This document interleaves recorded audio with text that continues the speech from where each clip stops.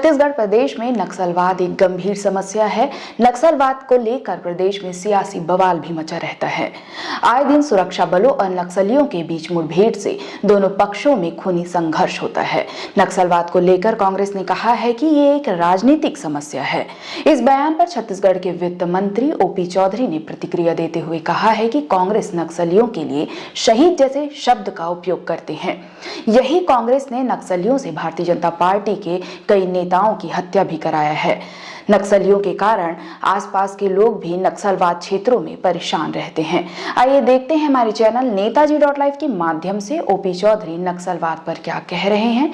नमस्कार दोस्तों, मैं हूं नीलम सिंह, आप देख रहे हैं नेताजी.live। जैसा कि आप जानते हैं, हमारे इस चैनल के माध्यम से हमारी ये कोशिश होती है कि हम आप तक आपके पसंदीदा नेताओं के दिए गए वक्तव्य और भाषण को आप तक पहुंचाएं, वो भी असंपादित।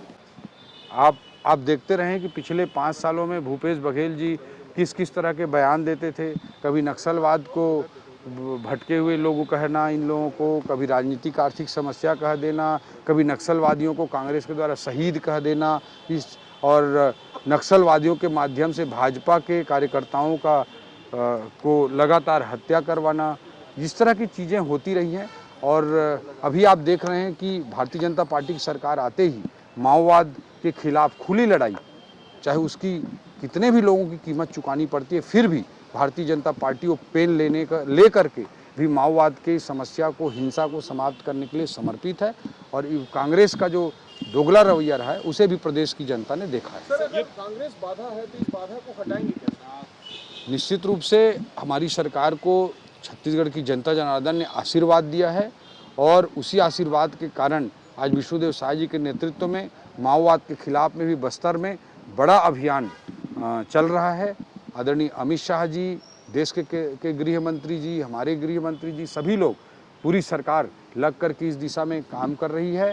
और बस्तर में भी अमन चैन कायम होगा। बस्तर भी जो धरती का स्वर्ग है, पर्यटन के एक बड़े केंद्र के रूप में मैं मानता हूं कि आने वाले वर्षों में उभर कर सामने आएगा। उद्यानिकी भवन के नेट हाउस स्कीम में जीएसटी के चोरी का बड़ा मामला सामने आया सर। जो भी सरकारी सप्लाई हैं या जो भी विषय हैं, जहाँ भी जो भी क्षेत्र हैं, सभी जगह हम ईमानदार टैक्स पेयर को प्रोत्साहित करने का पूरा प्रयास कर रहे हैं।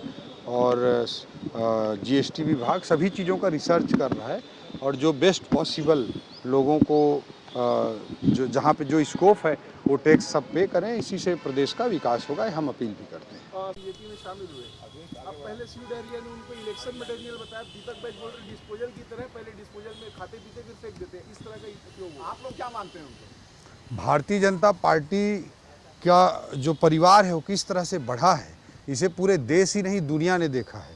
1984 पे जो पार्टी 2 लोकसभा सीटों पर थी, 2019 में वही पार्टी 300 से अधिक सीटों के साथ देश को पूर्ण बहुमत की सरकार नरेंद्र मोदी जी के नेतृत्व में दे पाने में सफल हुई है। आज 18 करोड़ से अधिक सदस्यों की पार्टी बनकर दुनिया के किसी भी लोकतंत्र में सबसे बड़ी पार्टी होने का, राजनीतिक दल होने का दर्जा भारतीय जनता पार्टी को आज दुनिया में प्राप्त है। पूरे नो बीजेपी को जानिए एक मिशन चल रहा है, जिसके तहत दुनिया भर के लोग आज बीजेपी कार्यालय, राष्ट्रीय कार्यालय, प्रदेश कार्यालय आते हैं और विदेश से आकर के इस राजनीतिक पार्टी के कार्य प्रणाली को, पद्धति को, अनुशासन को, वैल्यूज़ को, मूल्यों को देखते हैं। तो ऐसी स्थिति में कांग्रेस, जो कि एक डूबती नाव है, उसमें अगर उसके अध्यक्ष जी कोई कमेंट करते हैं तो उनके सर्टिफिकेट की भारतीय जनता पार्टी को, और भारतीय जनता पार्टी कार्यकर्ता जो पहले से काम कर रहे थे वो भी, और जो आज कांग्रेस या किसी दूसरे दल से आए हैं, उनको कांग्रेस के प्रदेश अध्यक्ष के सर्टिफिकेट की कोई ज़रूरत नहीं है।